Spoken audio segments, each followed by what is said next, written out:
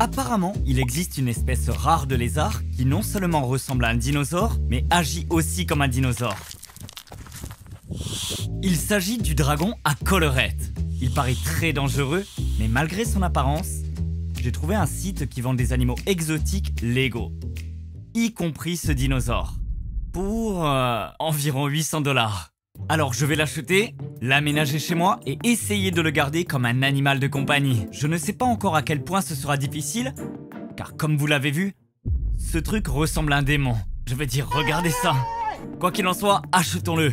Dans cette vidéo, je vais évaluer si un dinosaure fait un bon animal de compagnie, comme le sortir dehors, un peu comme un chien. Oui, cette vidéo est incroyable. Mais avant tout cela, il va falloir d'abord que j'attende sa livraison, qui prendra environ 1 semaine. En attendant, je vais construire un habitat de rêve pour lui, avec tout ce dont il pourrait avoir besoin. Pour cela, j'ai déjà pas mal de matériel. J'ai commencé par assembler l'enclos en verre où je vais construire cet habitat de rêve. Il est temps de préparer cette nouvelle maison. Et pour cela, il y a 5 étapes à suivre, en commençant par la création de l'arrière-plan.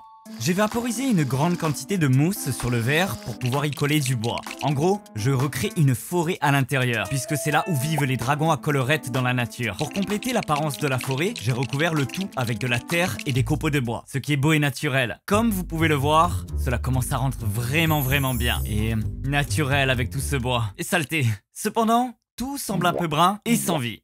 Continuons notre aménagement, en commençant par le sol. Bien que je me sois plaint de la couleur brune, je dois utiliser de la terre brune pour faire le sol. Donc, ouais, ce qui est le plus économique pour beaucoup de terre de qualité est d'utiliser des briques de fibres de coco compressées. On dirait qu'il y a peu de terre, mais si nous y ajoutons beaucoup d'eau, eh bien, c'est beaucoup de terre maintenant. Et pour finir, j'ai aussi mélangé différents types de substrats pour recréer un sol de forêt authentique. Très bien, cela ressemble presque à une forêt tropicale. Mais il nous manque quelques trucs encore. Alors passons maintenant à l'étape suivante, les plantes et décorations.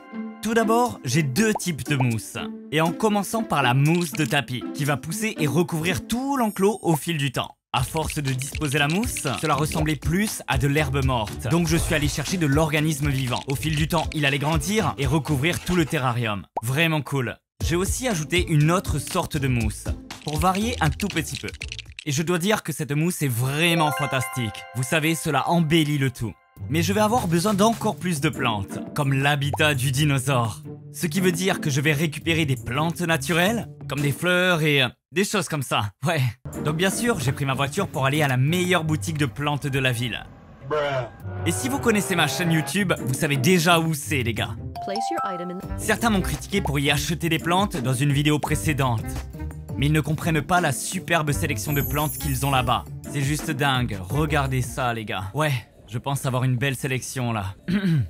J'ai donc acheté quelques petites plantes et une grande pour rendre le dinosaure heureux dans son habitat. Et quand je promenais là-bas, j'ai également vu qu'ils vendaient des plantes Lego. Vous savez que j'aime les Lego, donc bien sûr j'en ai acheté.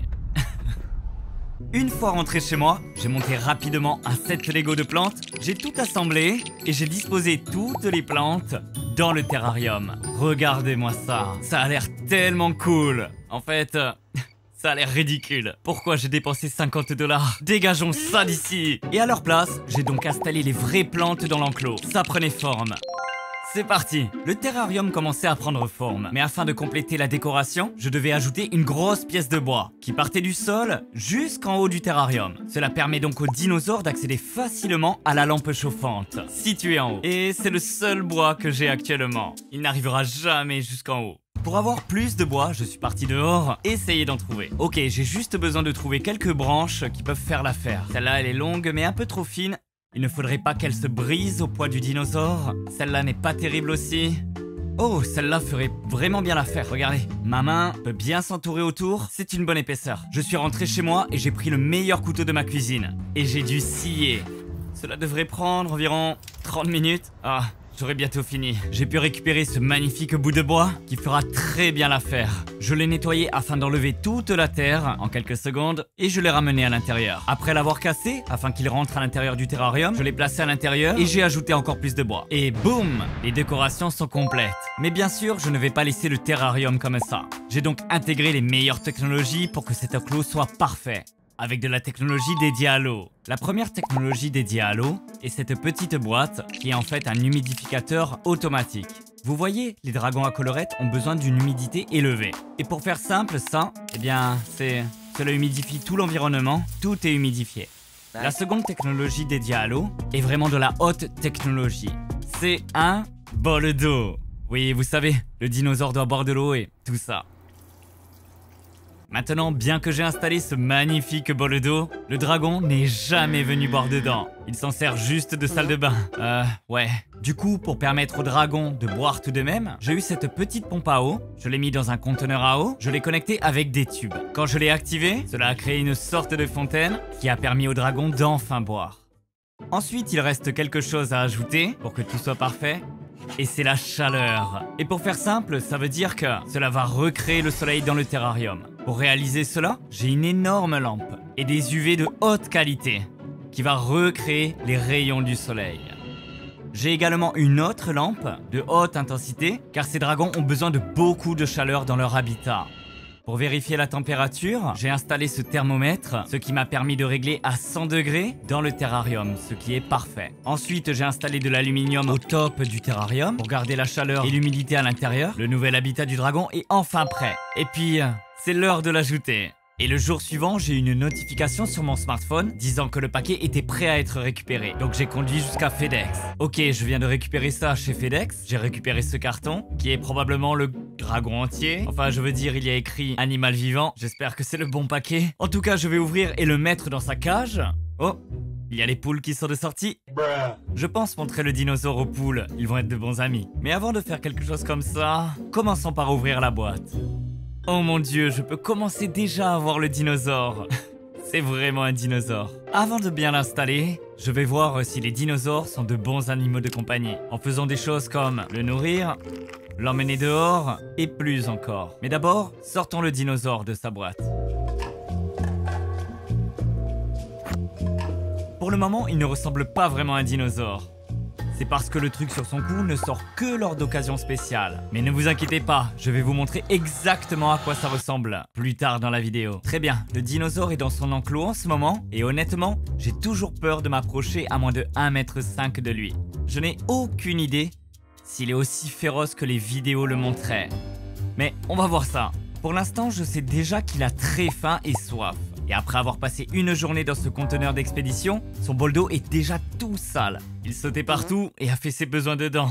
Pour lui donner à boire, j'ai activé ma pompe à eau à un très faible débit, ce qui a fait tomber de petites gouttes d'eau au-dessus du dinosaure. Immédiatement, il a commencé à sortir sa langue et à prendre quelques petites gorgées, ce qui était cool à voir. Ensuite, il s'est juste mis à se prélasser comme s'il prenait une douche.